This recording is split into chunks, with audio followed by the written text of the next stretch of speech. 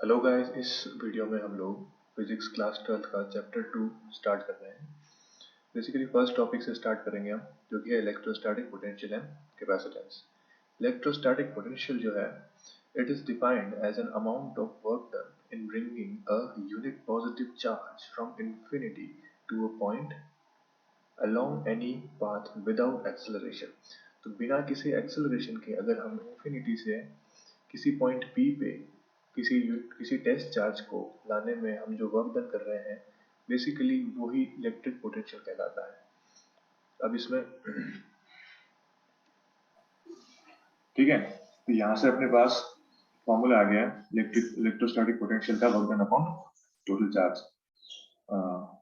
उसके बाद में इलेक्ट्रिक पोटेंशियल की जो है स्केलर क्वांटिटी होती है, जिसका केवल मैग्नीट्यूड एग्जिस्ट करता है, डायरेक्शन एग्जिस्ट नहीं होती। और ऐसा यूनिट की अगर बात करें, ऐसा यूनिट तो इस फॉर्मूले से अपन कैलकुलेट कर सकते हैं। जैसे कि फॉर्मूला है अपने पास work done upon charge. Work done होती है अपने पास एनर्जी की यूनिट, जो होती है वही वर्क डन की यूनिट होती है। एनर्जी की यूनिट होती है अपने पास जूल, और चार्ज की यूनिट होती है कूलम। तो जूल पर कूलम इसकी ऐसा यूनिट हो जाएगी। इस जूल पर कूलम को अपन जो है वो वोल्ट भी बोलते हैं। ठीक है, उसके बाद में डायमेंशन डायमेंशन की अगर बात करें, तो जूल की डायमेंशन, एनर्जी की डायमेंशन क्या होती है, m/2 डिवाइडेड बाय चार्ज की डायमेंशन। तो अपने पास इलेक्ट्रिक चार्ज की डायमेंशन लिखने के लिए कौन सा फॉर्मूला यूज करेंगे अपन?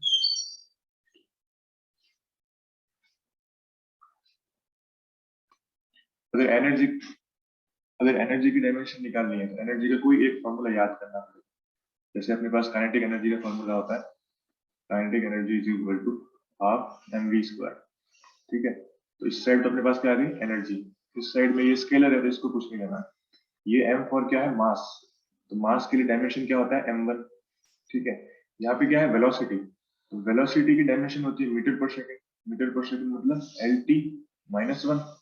ठीक है, और साथ में बाहर कौन है, स्क्वायर। तो एनर्जी की डायमेंशन यहाँ से क्या आ जाएगी, m1 L2 और T-2। तो यहाँ से अपन एनर्जी की डायमेंशन लिख सकते हैं। उसके बाद में अपने पास चार्ज की डायमेंशन निकालने के लिए अपन क्या करेंगे, जैसे करंट का फार्मूला होता है अपने पास dq/dt, rate of flow of charge. तो यहाँ से अपन चार्ज की डायमेंशन निकालो। तो डी, अगर सिर्फ अपन इसको क्यू बाई टी लिखें, तो यहाँ से क्यू की वैल्यू कितनी आ जाएगी, I/T। ठीक है, तो यहाँ से अपने पास चार्ज की डायमेंशन आ जाएगी। आई की डायमेंशन होती है एम्पियर।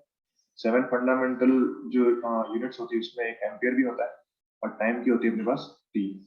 तो यहाँ से अपने पास इसकी डायमेंशन आ जाएगी। इसको अगर फर्दर अपन रिजॉल्व करेंगे, तो यहाँ से क्या आ जाएगा, जैसे m की जगह m1, l की जगह l2 रहेगा। ठीक है, T-2/T, तो T-3 हो जाएगा। और यहाँ से अपॉन में है a, तो a-1। तो ये डायमेंशन हो जाएगी अपने पास किसकी, इलेक्ट्रोस्टैटिक पोटेंशियल। क्लियर है?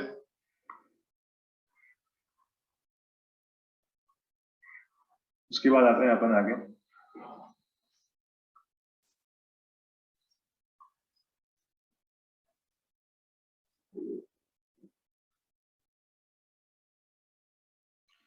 नेक्स्ट टॉपिक लेते हैं अपन, पोटेंशियल डिफरेंस। ठीक है, तो नेक्स्ट टॉपिक है अपना पोटेंशियल डिफरेंस। ठीक है, तो पोटेंशियल डिफरेंस बेसिकली क्या होता है, देखते हैं इसको, समझना एक बार। पोटेंशियल डिफरेंस बेसिकली किसी भी चार्ज को अगर पॉइंट ए से पॉइंट बी में अपन को ट्रांसफर करना है, ठीक है, तो उस केस में पॉइंट ए और पॉइंट बी के बीच में जो है वो अपने पास एक पोटेंशियल डिफरेंस देखने को मिलेगा। उसको अपन डिफाइन करेंगे। कैसे डिफाइन करेंगे, जैसे पॉइंट ए से पॉइंट बी में उस चार्ज को ले जाने में जो वर्क डन लगा है अपॉन जो चार्ज की वैल्यू है, ठीक है, वो अपने पास क्या कहलाता है, पोटेंशियल डिफरेंस। पोटेंशियल डिफरेंस को अपन किससे डिनोट कर रहे हैं यहाँ पे, डेल्टा वी से। ठीक है, तो पोटेंशियल डिफरेंस को क्या लिखेंगे अपन, it is defined as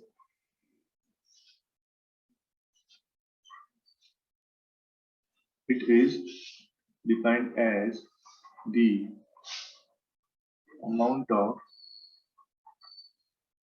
work done to bring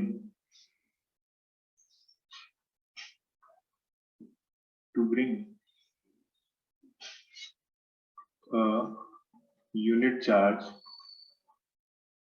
from one point to another point along any path.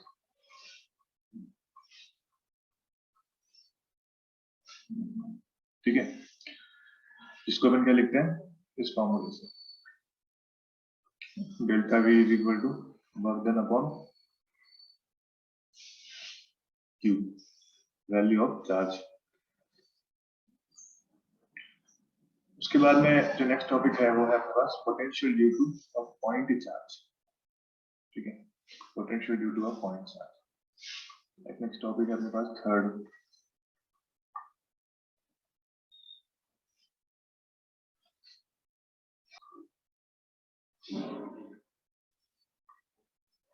जैसे कोई चार्ज है यहाँ पे, ठीक है ना, अब इस चार्ज के कारण हमारे पास इलेक्ट्रिक फील्ड देखने को मिलेगी।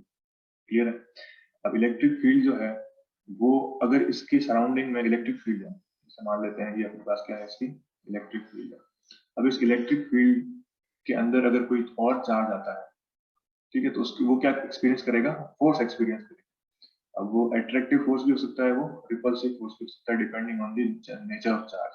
अगर ये पॉजिटिव चार्ज है तो अपने पास रिपल्सिव फोर्स एक्सपीरियंस करेगा ये, ठीक है, और अगर नेगेटिव चार्ज है तो अट्रैक्टिव फोर्स जो है वो एक्सपीरियंस करेगा। ठीक है, तो अपन जो है इस केस में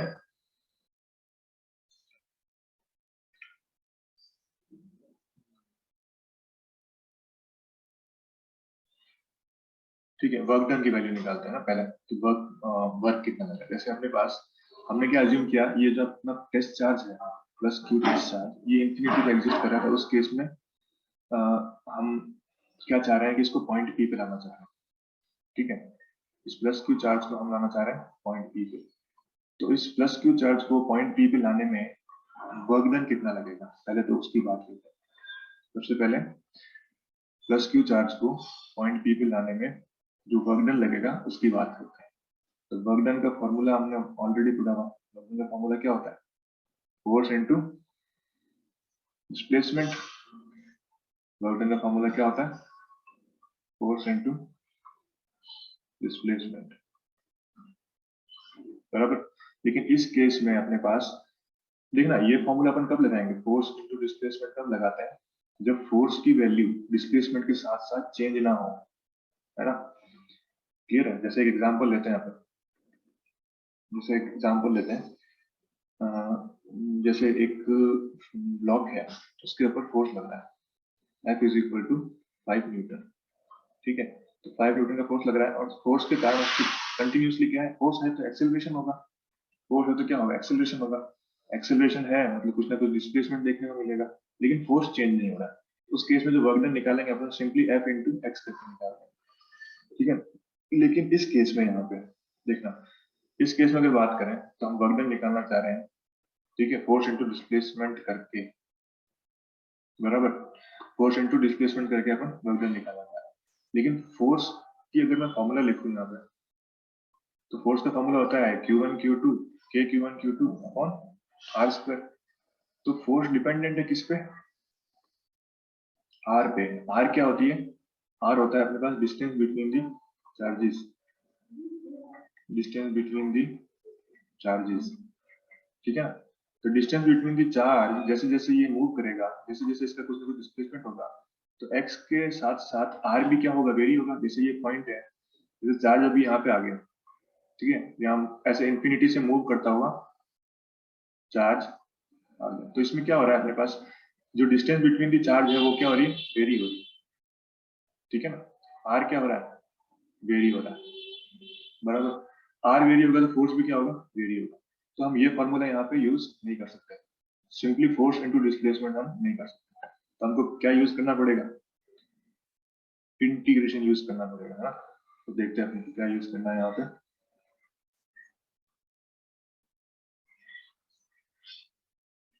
इंटीग्रेशन यूज करना पड़ेगा।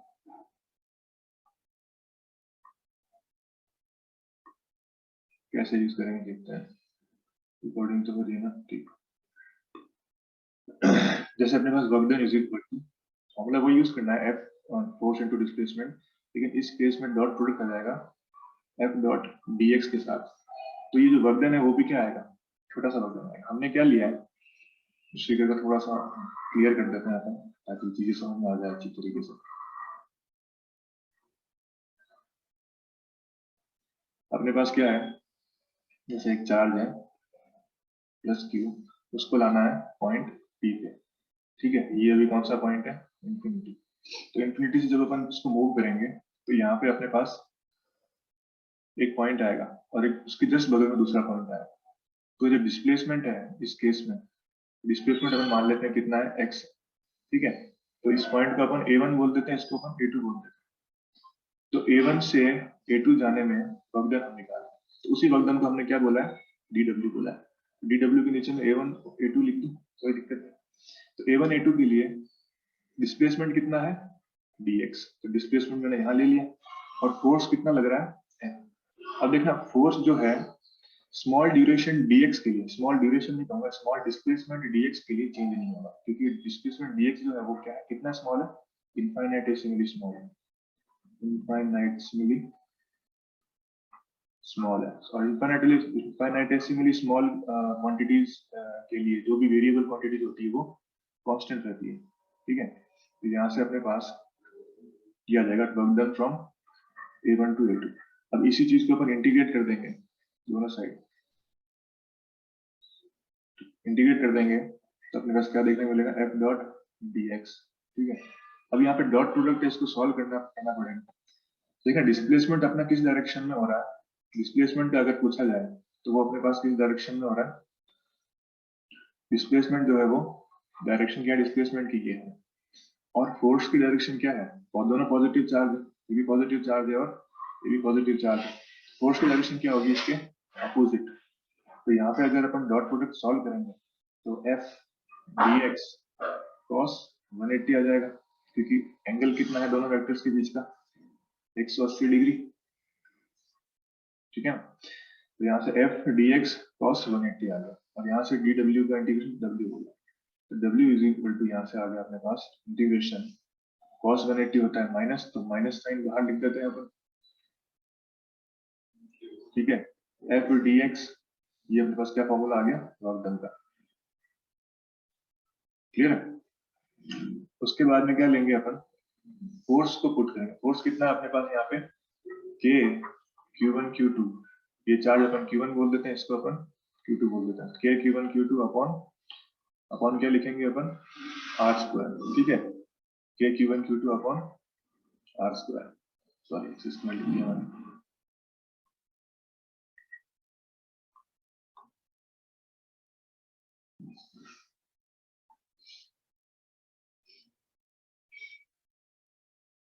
ठीक है ना। लेकिन यहाँ पे ये तो फॉर्मूला है, फॉर्मूले के अंदर अपन यहाँ इस पर्टिकुलर सिचुएशन में अपन ने दोनों के बीच की डिस्टेंस कितनी ली है, दोनों के चार्जेस के बीच की डिस्टेंस कितनी ली है, डिस्प्लेसमेंट अपन को पॉइंट पी पे लाना है ना। तो अपन मान लेते हैं इसको इंटीग्रेट करना है, एक मिनट को फॉर्मूले को पुट कर देते हैं अपन एक बार इसमें, W is equal to force k q1 q2 upon r की जगह अपन यहाँ पे x स्क्वायर पुट करेंगे और यहाँ पे आ जाएगा dx। अब देखना x कहाँ से कहाँ वेरी हो रहा है, इस पे जाते हैं। x इनिशियली कितना था, इंफिनिटी था, डिस्टेंस कितनी थी दोनों के बीच में, इनफाइनाइट थी, ठीक है। जब पॉइंट P पे आ गया तो डिस्टेंस कितनी होगी, डिस्टेंस मान लेते हैं यहाँ, इसको r मान लेते हैं, ठीक है। तो जो लिमिट्स यूज करेंगे अपन वो कहाँ से कहाँ यूज करेंगे, अपन इंफिनिटी से r यूज करेंगे, बराबर। और यहाँ से अपने पास k q1 q2 upon x square dx infinity to r, इसका इंटीग्रेशन सॉल्व करना है। नेगेटिव साइन भी है यहाँ पे, इसको नहीं भूलेंगे। तो माइनस का k q1 q2 तो बाहर आ जाएगा, अंदर क्या बचेगा, 1 upon x square dx integration minus infinity to r, minus infinity to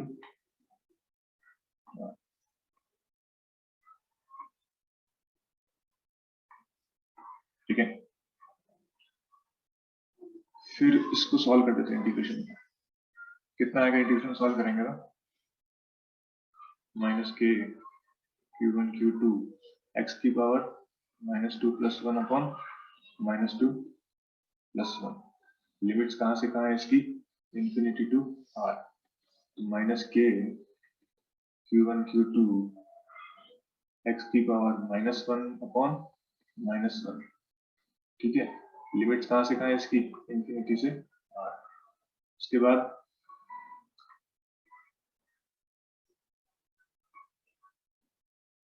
minus के Q1 Q2, नेगेटिव साइन दोनों एक दूसरे कैंसिल आउट कर देंगे, ये नेगेटिव और ये नेगेटिव, यहाँ से अपने पास आएगा 1/r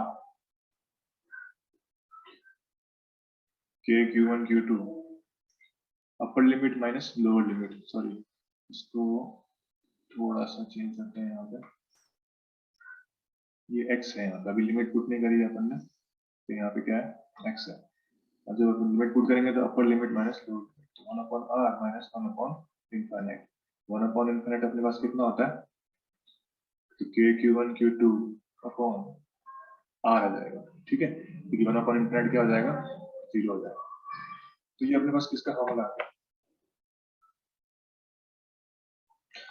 ये अपने पास आ गया फॉर्मूला किसका, वर्क डन का फॉर्मूला आ गया। अब क्या निकलता है यहाँ से, वर्क डन निकल आएगा। ठीक है, अब बात करते हैं अपन किसकी, इलेक्ट्रोस्टैटिक पोटेंशियल की।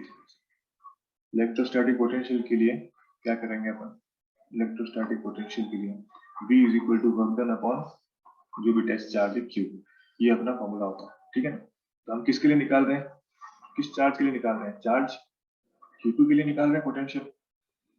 ठीक है, पोटेंशियल का फॉर्मूला क्या हो जाएगा, work done upon charge Q2। तो यहाँ से V is equal to work done कितना आया हमारे पास, K Q1 Q2 upon R, और अपॉन में क्या है Q2, Q2 से Q2 क्या आ जाएगा कैंसिल, और अपने पास पोटेंशियल ऑफ चार्ज Q2 आ जाएगा K Q1 अपॉन R।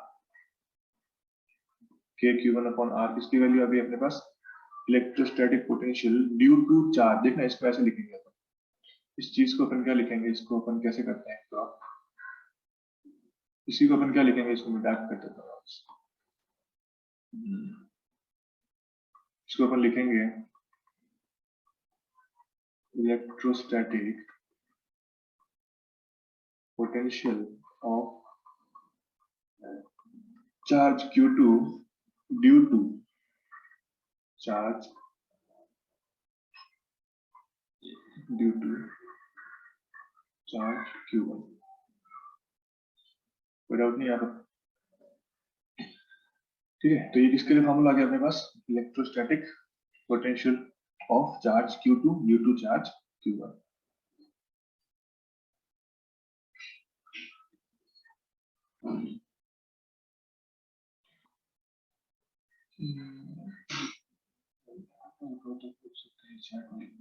अभी कोई डाउट है क्या,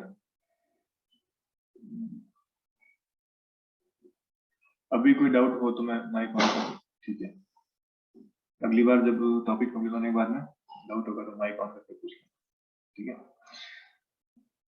ठीक है, तो ऑन होगा, चलते हैं आगे। देखना इसमें एक इम्पोर्टेंट जो चीज अपने आगे काम आएगी आगे वाले डेरिवेशन में, वो ये नोट करना है यहाँ पे कि जो अपने पास इलेक्ट्रिक पोटेंशियल का जो फॉर्मूला आया है, ठीक है, इलेक्ट्रिक पोटेंशियल हमने किसका निकाला है, चार्ज Q2 का निकाला है ड्यू टू चार्ज Q1, है ना। ये टॉपिक इंपॉर्टेंट है अगले वाले टॉपिक को कवर करने के लिए, क्योंकि ड्यू टू जिस चार्ज के कारण अपने पास इलेक्ट्रिक पोटेंशियल आएगा ना, तो फॉर्मूले के अंदर वही चार्ज है, फॉर्मूले के अंदर वो चार्ज है ही नहीं जिसका अपन निकाल रहे हैं, पोटेंशियल निकाल रहे हैं, Q2 चार्ज अवेलेबल नहीं है। ठीक है, ये चीज नोट करने वाली है यहाँ पे। तो आगे चलते हैं अपन, अब अगला टॉपिक है अपना, नेक्स्ट टॉपिक है फोर्थ तो शायद, electric potential due to dipole, potential due to electric dipole, electric dipole. Electric dipole क्या होता है, इलेक्ट्रिक डाइपोल जो है वो बेसिकली दो सिमिलर मैग्नीट्यूड के ऑपोजिट नेचर के charges separated by some distance, इस पूरे कॉन्फ़िगरेशन को अपन क्या बोलते हैं, इलेक्ट्रिक डाइपोल बोलते हैं। ठीक है, ये चीज तो अपने को क्लियर है। उसके बाद हमको पूछा electric potential due to electric dipole. तो पोटेंशियल अगर की बात करें पोटेंशियल की, तो पहले अपन अज्यूम करते हैं जैसे ये अपने पास प्लस क्यू चार्ज है और ये कुछ दूरी पे माइनस क्यू चार्ज है। दोनों के बीच की दूरी जो है वो अपन बोल देते हैं कितनी है, 2L मान लेते हैं। ठीक है, तो अगर इसके कारण इलेक्ट्रिक डाइपोल के कारण हमको इलेक्ट्रिक पोटेंशियल निकालना है, ठीक है, तो अपने पास तीन केस बनेंगे। देखना यहाँ पे तीन केस कौन कौन से हैं। एक तो वो केस जब जो पॉइंट जिस पे हमको इलेक्ट्रिक पोटेंशियल निकालना है, जिस पॉइंट पे हमको, देखना मैं पॉइंट बोल रहा हूँ, मैं चार्ज नहीं बोल रहा जिसका, है ना, क्योंकि चार्ज बेसिकली चार्ज का अपन ने इलेक्ट्रिक पोटेंशियल निकाला था, उसको केवल टेस्ट, वो केवल टेस्ट चार्ज था। लेकिन यहाँ पे अपन पोटेंशियल बात कर रहे हैं, मतलब किसका पोटेंशियल निकाल रहे हैं, किसी भी पॉइंट का। ठीक है ना, तो अगर जो पॉइंट है वो अपने पास कहाँ लाई कर रहा है, एक्सिस पे, तो ये क्या कहलाती है अपने पास, एक्सिस ऑफ डाइपोल कहलाता है, एक्सिस ऑफ डाइपोल। एक तो केस ये बनेगा जब अपने पास क्या हो, पॉइंट पी जो है वो कहाँ पर हो, एक्सिस ऑफ डाइपोल पर हो। ठीक है, उस पॉइंट पी का हमको क्या निकालना है, इलेक्ट्रिक पोटेंशियल। ठीक है, और दूसरा केस कौन सा बनेगा, दूसरा केस बनेगा अपने पास जहाँ पे जो अपना पॉइंट पी है वो लाई करेगा कहाँ पे, पॉइंट पी लाई करेगा कहाँ पे अपने पास, ये लाइन, इस लाइन को क्या बोलेंगे अपन, इक्विटोरियल, इक्विटोरियल लाइन है ना, इक्विटोरियल लाइन, क्योंकि ये प्लस क्यू और माइनस क्यू के एग्जैक्टली बीच में से पास हो रही है। अगर ये डिस्टेंस पूछी जाए, दोनों डिस्टेंसेस कितनी है, एल एल, तो इस पॉइंट पे, तो दोनों के लिए अपन डिस्कस करेंगे। तो फर्स्ट केस अपन लेते हैं किसके लिए, first case axis axial line पे पॉइंट पी लाइन का। ठीक है, तो पॉइंट पी जो हमारे पास कहाँ पर है, यहाँ पे इस केस में एक्सिस पे लाई कर रहा है। तो case first, when point P lies on axial line of dipole। ठीक है, तो इसके लिए अपन क्या करेंगे, जैसे पॉइंट P है, तो पॉइंट P पे जो पोटेंशियल है वो इस बार दो चार्जेस के कारण है। कौन सा चार्ज, प्लस क्यू चार्ज, और एक तो प्लस क्यू चार्ज है, माइनस क्यू चार्ज। ठीक है, तो दोनों के कारण निकालना पड़ेगा। इससे पहले वाले टॉपिक के अंदर अपन ने क्या किया था, किसी पॉइंट P पे अपन ने इलेक्ट्रिक पोटेंशियल निकाला था, किसी पॉइंट P पे अपन ने इलेक्ट्रिक पोटेंशियल निकाला था due to any charge Q। लेकिन इस केस में हमारे पास दो चार्ज है, जो भी इलेक्ट्रिक पोटेंशियल अपन निकालेंगे V, ठीक है ना, उस V की वैल्यू V1 प्लस V2 लिख सकते हैं। जहां पे V1 को अपन क्या बोलेंगे, V1 इज इलेक्ट्रिक, बार बार पोटेंशियल, सिंपल पोटेंशियल लिख देते हैं इसको। V1 क्या बोलेंगे, potential due to potential of point P2, sorry P, due to charge plus Q, due to charge plus Q, और V2 क्या हो जाएगा अपने पास, potential of point P due to charge minus Q। ठीक है, तो ये चीज अपने पास नोट करने वाली है। उसके बाद में अपन ने, हाँ देखना यहाँ पे अपन ने एडिशन किया है, सिंपल एल्जेब्रिक सम किया है हमने यहाँ पे, कोई यहाँ पे किसी प्रकार का वेक्टर सम नहीं। क्यों नहीं है, क्योंकि हमने स्टार्टिंग में डिफाइन किया था जो अपना इलेक्ट्रिक पोटेंशियल होता है वो क्या होता है, स्केलर क्वांटिटी होती है। तो स्केलर क्वांटिटी में किसी भी प्रकार का वेक्टर एडिशन मत करना। ठीक है, उसके बाद आगे चलते हैं थोड़ा सा, अपन एक एक करके V1 और V2 की वैल्यू फाइंड आउट करेंगे। V1 की वैल्यू कितनी आएगी यहाँ पे, अगर V1 की वैल्यू की बात करें तो V1 इज इक्वल टू क्या लिखेंगे अपन, देखना V1 निकाल रहे हैं अपन किसके कारण, प्लस Q के कारण, तो क्या आएगा K Q अपॉन R। ठीक है ना, Q की वैल्यू यहाँ पे क्या ली है अपन ने, पॉजिटिव ली है, तो प्लस Q लिख सकते हैं अपन, क्या लिख सकते हैं, plus Q, K Q upon R। इसी तरह से अगर अपन V2 की वैल्यू निकालेंगे तो V2 की वैल्यू कितनी आएगी, K into minus Q upon R। ठीक है, यही होता है। अब आर की वैल्यू कितनी लेनी है देखना यहाँ पे, V1 जब निकालोगे तो के क्यू अपॉन आर कितना है, मतलब प्लस क्यू की डिस्टेंस पॉइंट पी से कितनी है ये निकालनी है। ठीक है, तो अपन अज्यूम कर लेते हैं अपना इस डेरिवेशन की स्टार्टिंग में ही जो है अपन अज्यूम कर लेते हैं जो पॉइंट पी है वो कहाँ लाई कर रहा है। देखना यहाँ पे लिख देते हैं अपन इसको,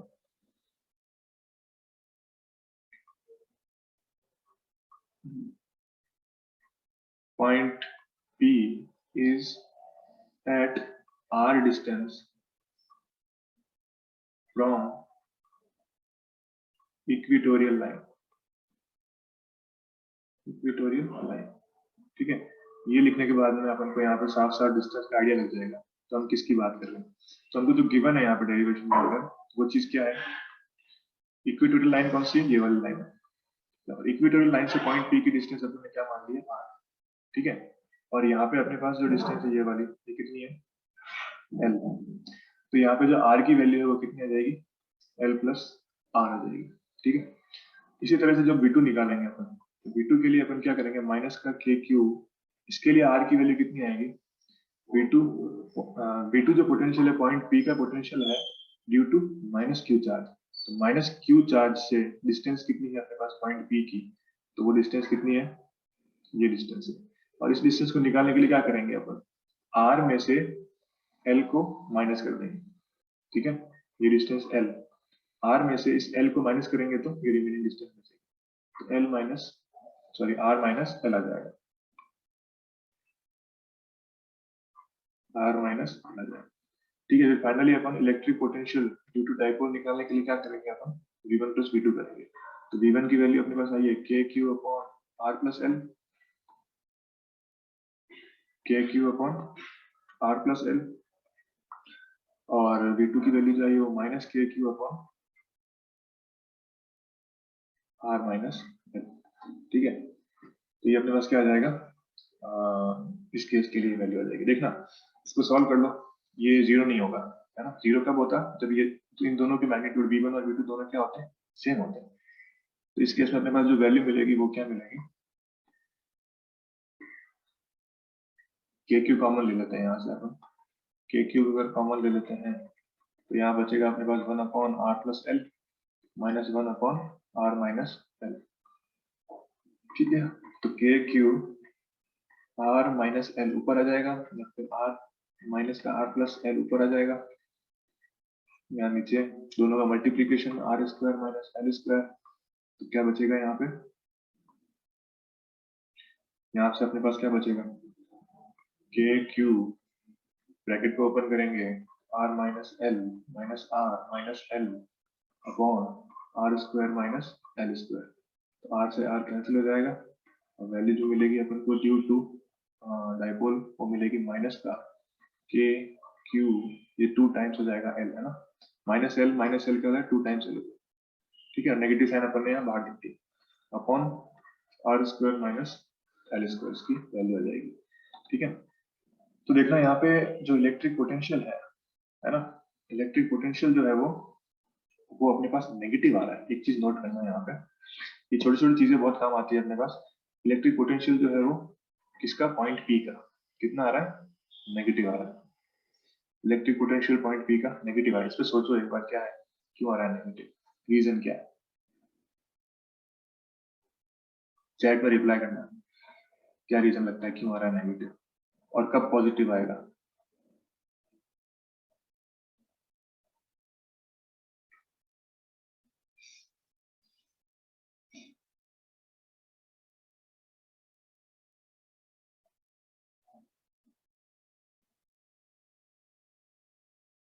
देखना इलेक्ट्रिक पोटेंशियल नेगेटिव आने का रीजन ये है क्योंकि अपना जो देखना इसमें अपना जो पॉइंट पी है वो कहाँ पे लाई कर रहा है, देखना इसको, ये अपना सिस्टम है। ठीक है, ये प्लस क्यू, ये माइनस क्यू, ये पॉइंट पी जो है वो माइनस क्यू के नजदीक लाई कर रहा है और प्लस क्यू से दूर लाई कर रहा है। तो प्लस क्यू के कारण जो पोटेंशियल आया था वो पॉजिटिव आता है। ठीक है ना, प्लस क्यू के कारण जो पोटेंशियल आता है वो पॉजिटिव आता है, माइनस क्यू के कारण जो पोटेंशियल आता है वो नेगेटिव आता है। तो माइनस क्यू के नजदीक है, डिस्टेंस कम है तो पोटेंशियल हायर होगा, कि जो पोटेंशियल है वो इनवर्सली प्रोपोर्शनल टू डिस्टेंस होता है। तो पोटेंशियल के फॉर्मूले में डिस्टेंस कहाँ आता है, नीचे आता है ना। तो अगर डिस्टेंस कम होगी तो पोटेंशियल क्या होगा, ज्यादा होगा। ठीक है, तो potential due to minus Q charge जो है वो potential due to plus Q charge से अधिक है। ठीक है, तो इसीलिए क्या आ रहा है, नेगेटिव आ रहा है। यही पॉइंट अगर अपन ने राइट साइड में लिया है और इसी को अपन अगर लेफ्ट साइड में लेते, ये पॉइंट अगर यहाँ कहीं होता तो पॉजिटिव आता। ठीक है, तो ये अपने पास केस हो गया कौन सा, when point P lies on the axial line of the dipole। ठीक है, इसको नोट कर लेना अगर नहीं किया तो। इसको जूम आउट कैसे करते हैं, एक बार में स्क्रीनशॉट आएगा मेरे पास।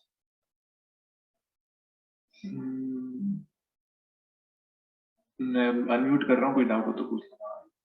हो गया, हाँ अनम्यूट कर सकता है, तो बोल सकता है। रिकॉर्डिंग स्टॉप कर सर देता हूँ। वापस बताओ नेगेटिव कैसे आया। एक मिनट। ठीक है, चैट में बता देना कुछ भी हो, आवाज वगैरह सब सही आ रही है। क्लियर है।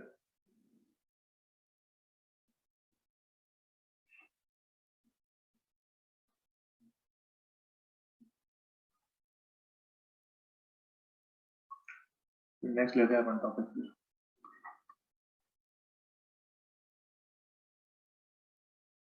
नेक्स्ट टॉपिक इसी का पार्ट है, सॉरी ये अलग से टॉपिक नहीं है,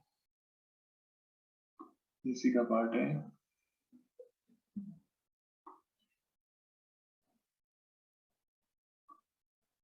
इसी का सेकंड क्या केस है, जब अपने पास पॉइंट पी जो है वो पॉइंट पी पॉइंट पी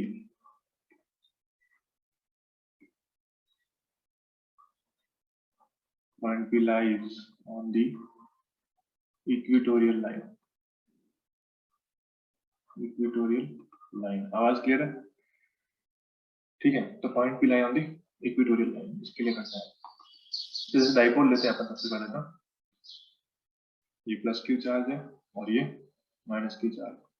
इस केस में अपन को कहाँ लेना है, इक्वेटोरियल लाइन कहाँ होती है। जैसे डाइपोल अपने पास जो सेपरेटेड है डिस्टेंस 2l से, डिस्टेंस 2l से सेपरेटेड है। इक्वेटोरियल लाइन जो होती है वो होती है अपने पास एग्जैक्टली सेंटर से पास होने। ठीक है, ये लाइन जो है इक्वेटोरियल लाइन कहलाएगी। ठीक है, अब जो अपना पॉइंट पी है वो इस equatorial point P, equatorial point या इक्वेटोरियल लाइन पे कहीं ना कहीं लाई कर रहा है। इसको अपन बोल देते हैं पॉइंट पी।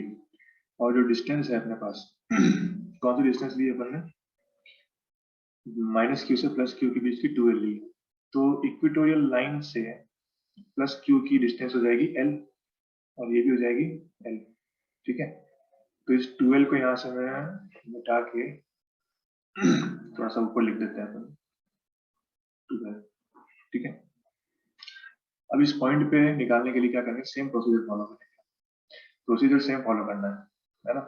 जैसे V1 पोटेंशियल मान लेते हैं, V1 है पोटेंशियल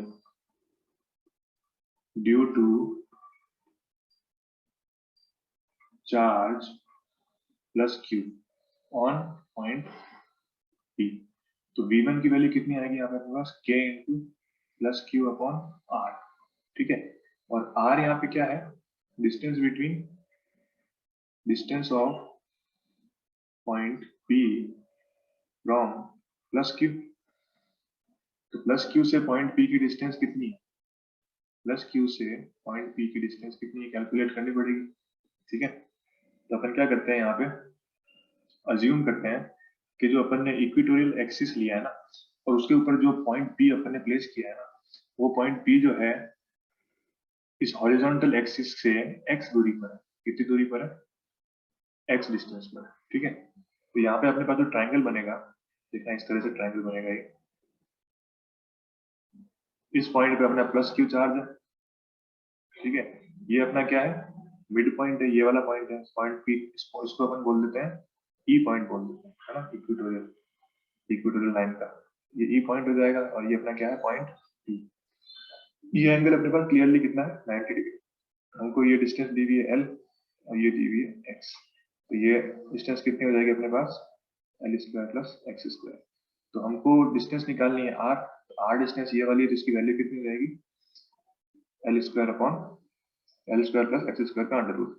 तो यहाँ से V1 की वैल्यू कितनी आ जाएगी, के Q upon L square plus H square का रूट।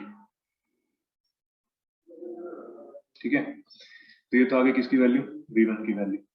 इसी तरह से अगर अपन वैल्यू निकालते हैं किसकी, v2 की, है ना, तो v2 की वैल्यू निकालने के लिए क्या करेंगे अपन, v2 जो है पहले उसको डिफाइन करेंगे।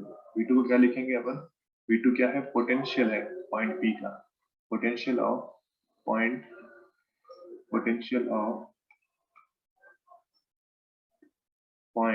P ड्यू टू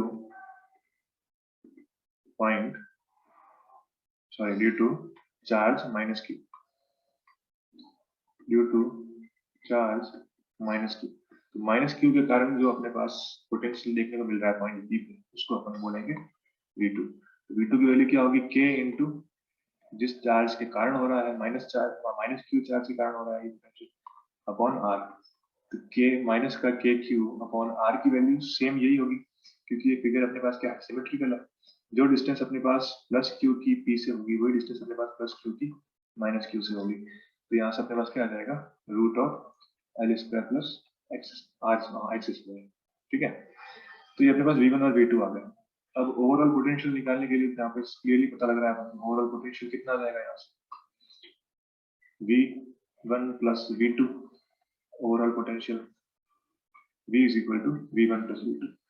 तो v1 कितना आया अपने पास, K Q upon root L square plus X square, और प्लस ये कितना आया है, minus K Q upon root L square plus X square. तो यहाँ से अपने पास वैल्यू कितनी आ गई, 0 आ गई। तो अपने पास नोट लगा के लिख लेना, यहाँ पे नोट क्या है कि इलेक्ट्रिक पोटेंशियल